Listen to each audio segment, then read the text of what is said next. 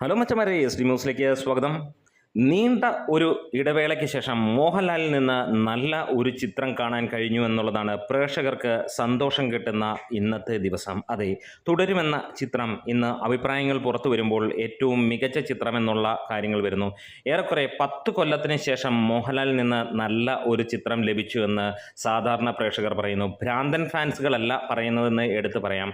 ഭ്രാന്തൻ ഫാൻസുകൾ ഇപ്പോൾ ഏത് നടൻ്റെ ആണെങ്കിലും നമുക്ക് കാണാൻ കഴിയുന്നത് എന്ത് കണ്ടാലും കൊള്ളാമെന്ന് പറയുകയും തിയേറ്ററിൽ പോവാതിരിക്കുകയും അല്ലെങ്കിൽ തിയേറ്ററിൽ പോയാൽ അവർ കൊള്ളാമെന്ന് പറഞ്ഞിട്ട് ഇറങ്ങി വരികയും ചെയ്യുന്നു. പക്ഷേ സാധാരണക്കാർ അങ്ങനെയല്ല. എമ്പുരാൻ പോലെ ഇത്ര മോശം ഒരു ചിത്രം മോഹൻലാൽ ചെയ്തിട്ട് പോലും ഗംഭീരമെന്ന് പറഞ്ഞ ആ ഒരു ഈ ഒരു ആരാധക വൃന്ദത്തെ നമുക്കറിയാവുന്നതാണ്.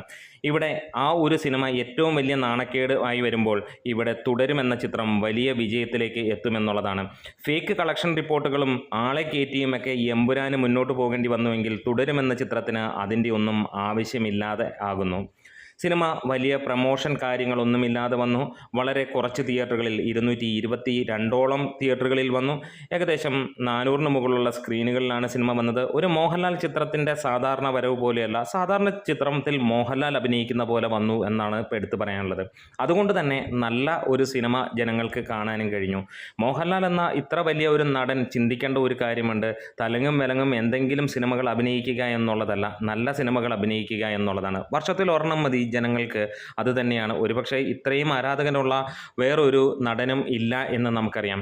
എന്നിരുന്നിട്ട് പോലും കഴിഞ്ഞ 10 വർഷത്തിലെ ഒട്ടുമിക്ക സിനിമകളും അദ്ദേഹത്തിൻ്റെ പരാജയം എന്ന് പറഞ്ഞാൽ വമ്പൻ പരാജയങ്ങളാണ്. കഴിഞ്ഞ 20 വർഷം എടുത്തു നോക്കിയാലും അതികൊടൂരമായ പരാജയങ്ങളാണ് അദ്ദേഹത്തിൻ്റെ സിനിമകൾ. ഇടയ്ക്ക് 1-2 സിനിമകൾ മോശമെങ്കിലും ആളുകൾ കൊള്ളാമെന്ന് പറഞ്ഞ സംഭവങ്ങളായി വന്നു. ഇടയ്ക്ക് നല്ല 2-3 സിനിമകൾ, ദൃശ്യം പോലെയുള്ള, ദൃശ്യം 2 പോലെയുള്ള സിനിമകൾ. ബാക്കി വന്ന ഒരു സിനിമയും സാധാരണക്കാരന് ദഹിക്കാത്തതും അല്ലെങ്കിൽ വളരെ മോശം എന്നുള്ള ലെവലിൽ, ഒരു നടൻ എന്ന ലെവലിൽ ആളുകൾ ചിത്രീകരിക്കുകയും ചെയ്യുന്നു. പലപ്പോഴും മോഹൻലാൽ ഫാൻസ് ചീത്തവിളിയും കാര്യങ്ങളും കൊണ്ട് പലരും മിണ്ടാതിരുന്നുവെങ്കിൽ ഇന്ന് കാലങ്ങൾ മാറി എന്നുള്ളത് അവർക്കും മനസ്സിലാവുന്നു. സോഷ്യൽ മീഡിയയിൽ ചീത്തയും ബഹളവും അല്ലെങ്കിൽ തിണ്ണമെടുക്ക് കാണിക്കാൻ ചെന്നാൽ അകത്താകുമെന്നുള്ളത് സിമ്പിളായിട്ട് ആളുകൾക്ക് മനസ്സിലായി. അതോടെ ആ ഒരു അസുഖങ്ങളും തീർന്നതായി നമുക്ക് കാണാൻ കഴിയുന്നു.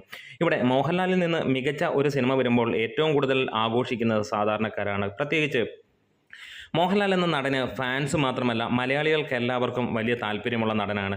ചില ഫാൻസുകാർ വിചാരിക്കും അവർ മാത്രമാണ് ഫാൻ എന്നുള്ളത്. എതിരാളി ഫാൻസുകാർ വിചാരിക്കും അവർ മാത്രമാണ് എതിരാളി. ഇതിനൊക്കെ ഒരു കാര്യമുണ്ട്. നല്ല സിനിമകൾ വന്നാൽ തീർച്ചയായും ജനം കാണും. അതാണ് സാധാരണക്കാരൻ. അവിടെ ഫാൻസ് ഒന്നും വിചാരിച്ചാൽ ഇവിടെ ഒരു സിനിമയും ഒന്നും ആകില്ല എന്നുള്ളതിൻ്റെ തെളിവ് നമുക്ക് എമ്പുരാൻ പോലെയുള്ള സിനിമയിലും കാണാൻ കഴിഞ്ഞു. ഇൻഡസ്ട്രി ഹിറ്റ് എന്ന എമൗണ്ട് അടിക്കാനായിട്ട് സിനിമയ്ക്ക് കഴിഞ്ഞില്ല. അത്ര നല്ല ഫാൻസുകാരായിരുന്നുവെങ്കിൽ നമുക്കൊരു കാര്യം കാണാൻ കഴിയുമായിരുന്നു. അവർ അത് കയറി ഇൻഡസ്ട്രി ഹിറ്റ് അടിപ്പിച്ചേനെയുമെന്നുള്ളത്.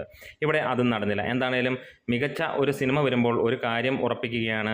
വീണ്ടും ഇതേപോലെയുള്ള സിനിമകൾ മോഹൻലാൽ ചെയ്താൽ മതി. തുടരും. അതിഗംഭീരമാണ്, അതിമനോഹരമാണ്. സൂപ്പർ ഒരു സിനിമ കണ്ട ഫീലോട് ജനങ്ങൾ ഇറങ്ങുമ്പോൾ ഇങ്ങനെയുള്ള സിനിമയ്ക്ക് വേണ്ടി വീണ്ടും കാത്തിരിക്കുന്നു. നിങ്ങൾ സിനിമ കണ്ടവരാണെങ്കിൽ കമൻറ്റ്സ് പറയുക. Thank you bros.